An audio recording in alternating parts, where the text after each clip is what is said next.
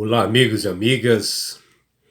Que a face do Senhor Jesus possa resplandecer em cada um de vocês, dando-lhes a paz, e que todos tenham uma semana de muitas bênçãos. Vamos estudar a lição de hoje, terça-feira, 11 de abril.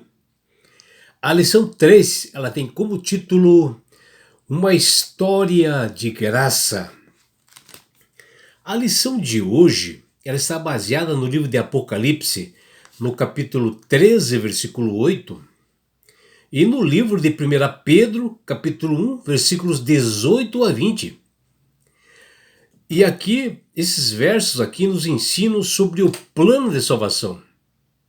E neste texto mostra uma história de graça, de amor e de misericórdia do Criador do universo por uma raça humana caída, e nos mostra que nós devemos nos portar com temor, com respeito, durante todo o tempo de nossa peregrinação neste mundo, que fala lá em 1 Pedro 1,17. Sabendo que não foi mediante assim coisas corruptíveis que nós fomos resgatados de nossos pecados, né? E sim pelo sangue de Jesus na cruz, que diz lá em 1 Pedro, capítulo 1 e 18, e esse sangue do Cordeiro, sem defeito, sem mácula, sem pecado, o sangue de Cristo é que nos redimiu, que está lá em 1 Pedro 1,19, e que nós devemos prosseguir em nós sermos regenerados a cada dia e reavivados através da palavra de Deus nas Sagradas Escrituras.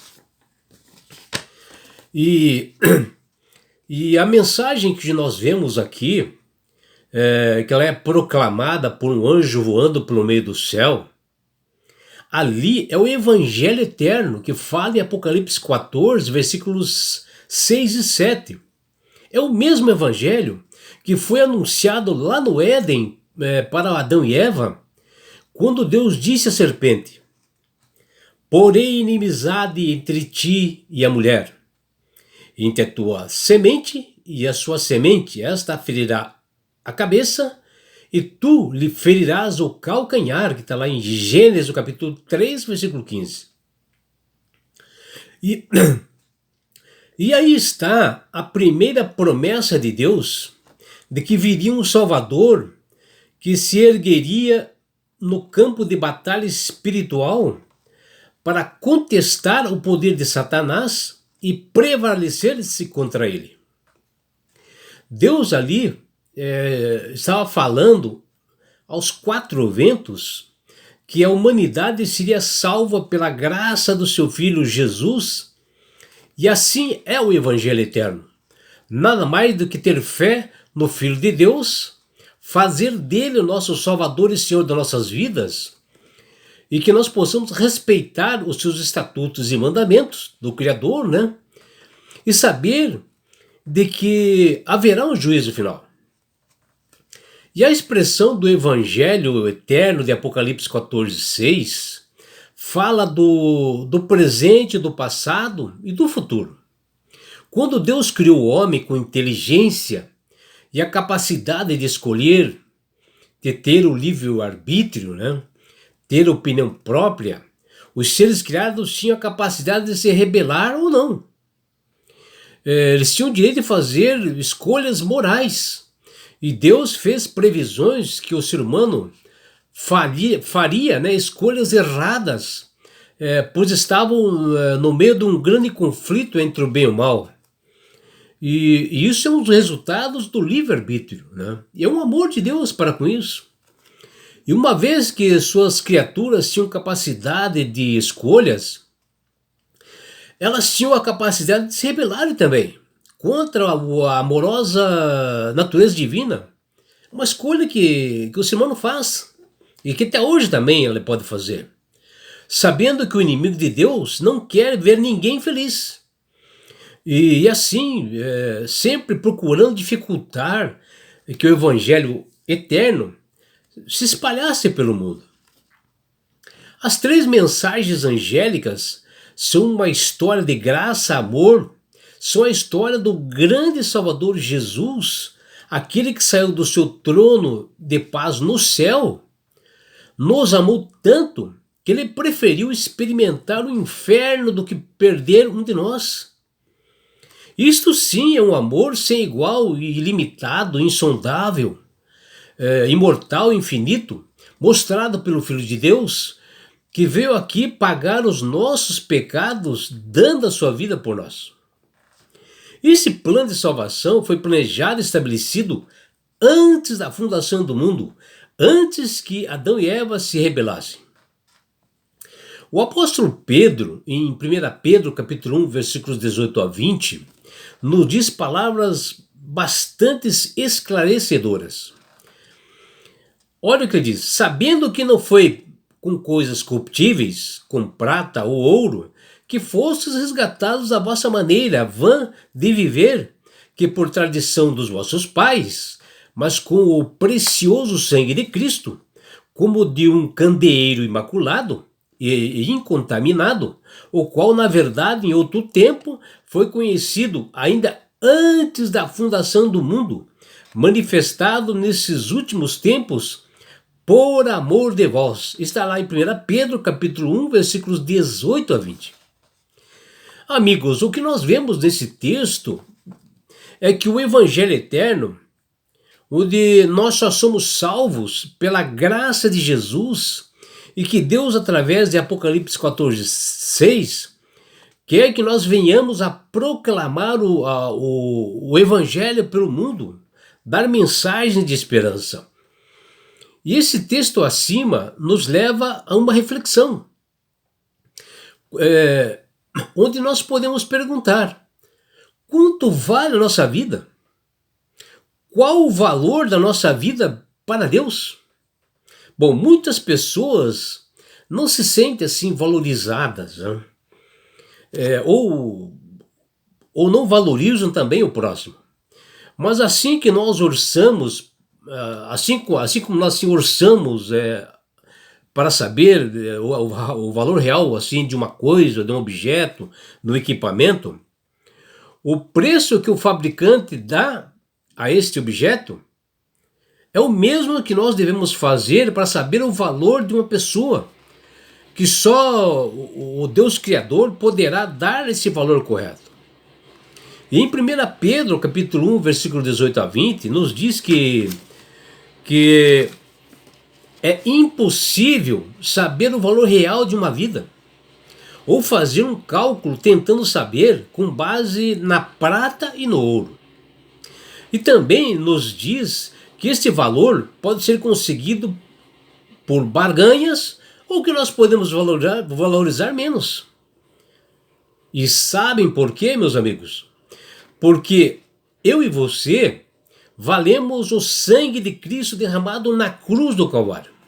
Nossas vidas é de um valor incalculável. Porém, se nós olharmos ainda, não é esse o nosso valor correto, porque já é algo que foi pago tempos atrás.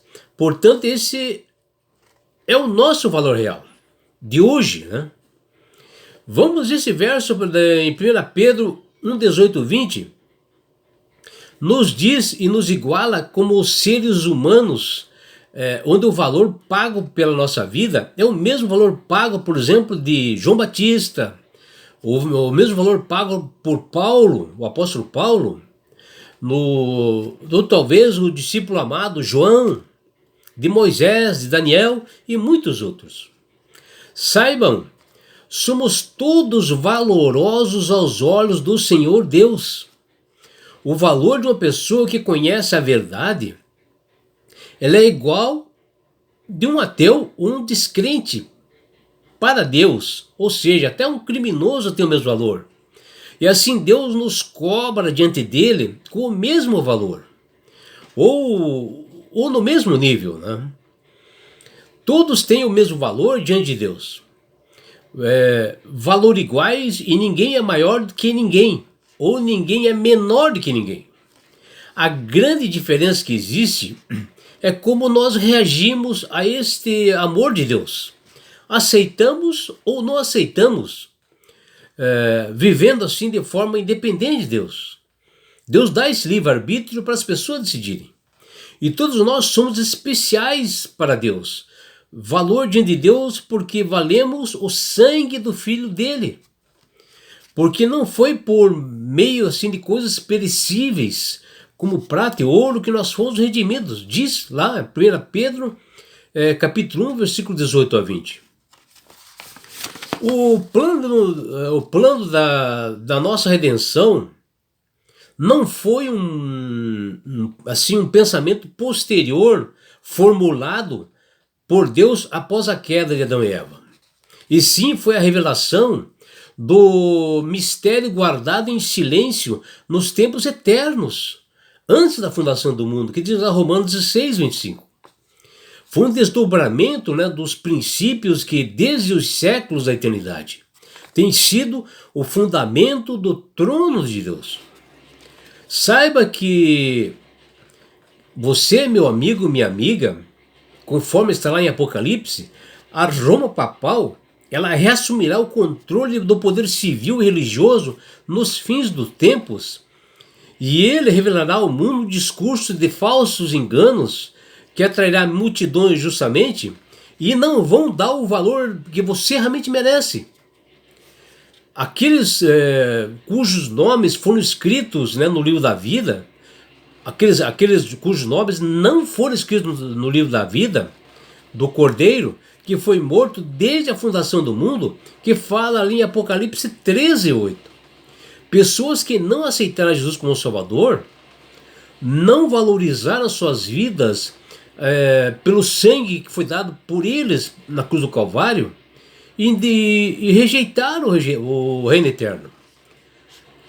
Será que o cenário mundial de hoje, meu amigo, minha amiga, já não revela esses indícios suficientes para esta profecia? É para você, meu amigo, minha amiga, pensar. Por isso que Deus, através do poder do Espírito Santo, tem falado com todas as pessoas para aceitar Jesus como Salvador e Senhor. Porque quando você aceita a Jesus como Salvador e Senhor, você passa a ser sábio, ter inteligência, passa a ter entendimento para manusear as Sagradas Escrituras e vai entender perfeitamente a história da graça, essa história de Jesus morrer por nós pecadores, e que você tem um valor muito alto para Jesus. E não é só isso, meu amigo, minha amiga. Quando você aceita Jesus como Salvador e Senhor, você ganha esse presente de Deus que chama-se salvação. E com isto, Jesus vai te levar para as mansões celestiais, um lugar onde não há mais dor, mais aflições, mais morte. E sabe por que Deus quer fazer isto com você, meu amigo? Com você, minha amiga? Porque Jesus te ama. Abraços do seu amigo João Carlos Amorim.